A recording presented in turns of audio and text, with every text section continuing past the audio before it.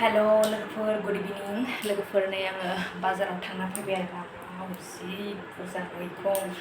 मा लाबोखो नोंथांजों आं बेखौनो शेयार खालामसैलाय आरोना लोगोफोर ओरैबायदि दामि बायनानै जानांगौआ मामुलि नङा लोगोफोर मैफ्राय लाबोलायबाय खांख्रिखला लाबोलायबाय आरो नै बहल भिन्दि ओमफ्राय नै मा होनो पटल गुन्द्रि ओमफ्राय मा लाबोखो आङो नै गथ'फोरनि जाग्रा ब्रेड मिस्टि ओमफ्राय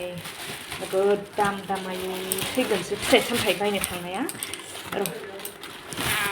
नै बे आपेल आरोना लोगोफोर 300 थाखा किल'नो 250 लाबोबाय आङो ओमफ्राय नैबे आनार 2 किल' बेबो सोरबा 300 केजि फानो ओमफ्राय सोरबाया 250 ओमफ्राय आङो आनारखौ लाबोबाय